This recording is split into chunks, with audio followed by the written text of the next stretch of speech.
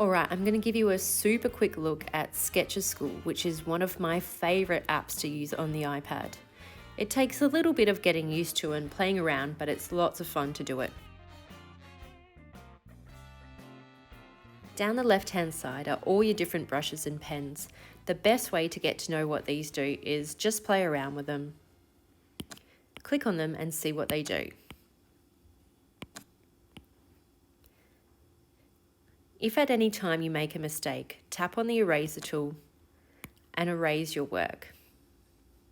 Or double tap on the eraser to erase the whole screen.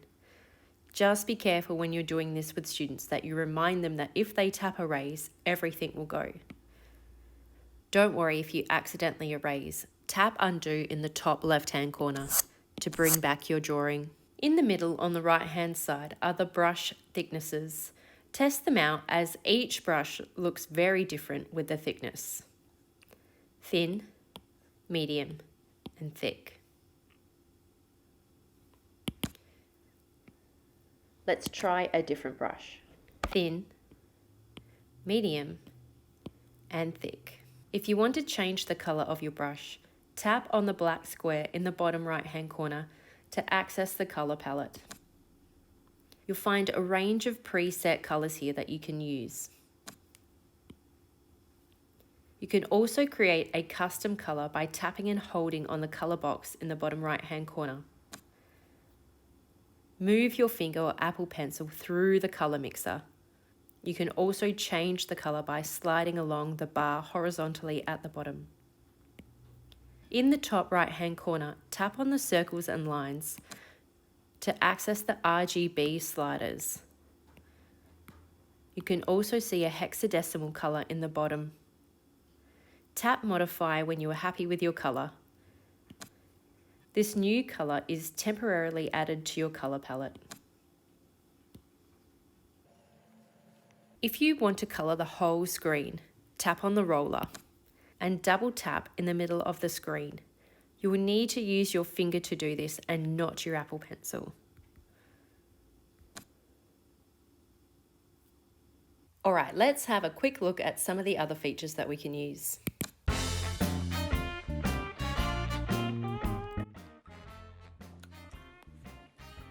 If you want to copy and paste something, there are two ways that you can do this. Tap on the slice tool and draw around or select around what you'd like to copy and paste. Tap on the three dots or more in the top middle of the screen. Tap on the box with the arrow pointing down. Choose Paste. You can then maneuver and manipulate your image.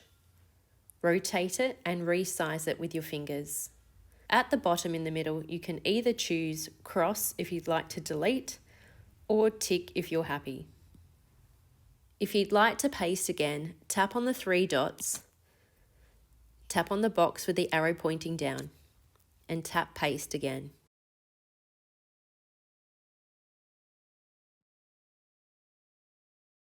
The other way that we can copy and paste is a little bit tricky, but play around and see if you can give it a go.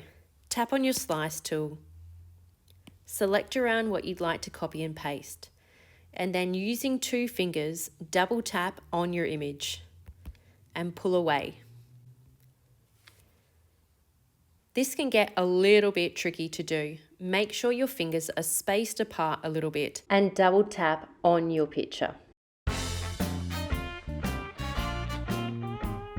In between the eraser and the slice tool is the blur tool, and I don't use this tool very often, but when you select it, you can blur or merge your drawing together. You might want to do this to create a different type of effect or blend different bits in together. Sometimes it looks effective, but I don't think it's looking that effective on this particular drawing.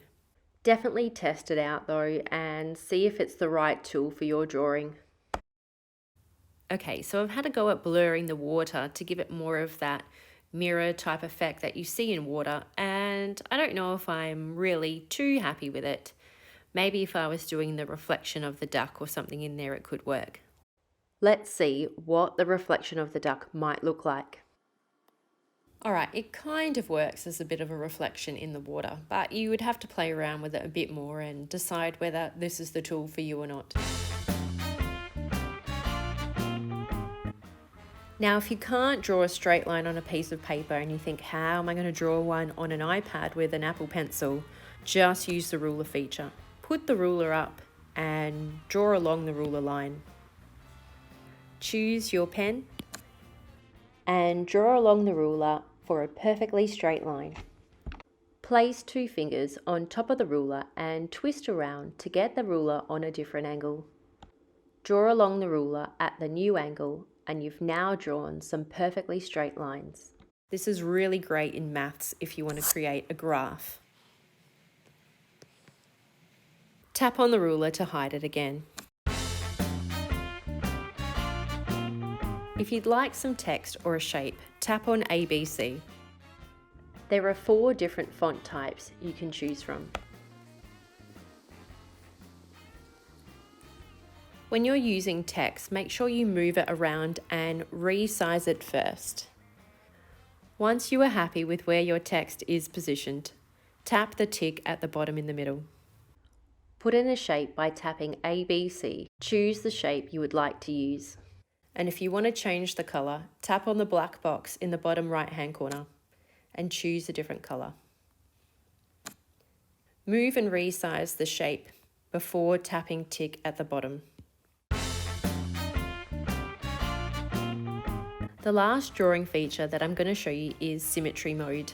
And when students are learning how to use Sketch at school, this is really fun for them to do. Tap on the 3 dots or more in the top middle of the screen. Tap on the 2 triangles. I get students to start by drawing a face to see how the symmetry tool works. They always have heaps of fun doing this one. They love how when they draw on one side, the same thing appears on the other.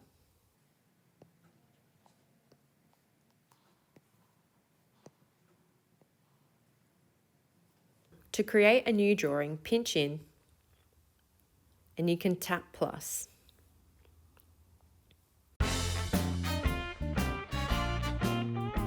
A really good feature for education is the different types of paper that Sketch at School has available. So let's go back again. And instead of just clicking plus, tap the settings wheel.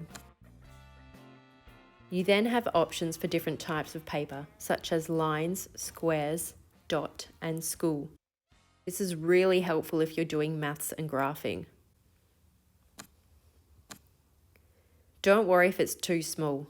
Pinch and zoom in, and you can get a bigger graph. This is a great way to save paper, and you can create as many graphs as you need to for you and your students. When you first start out with Sketch at School, don't worry if you think that you're not the best drawer or the best artist. You don't have to create realistic looking drawings. You'll soon develop your own style, and you might find that the drawings that don't look perfect are the most interesting ones.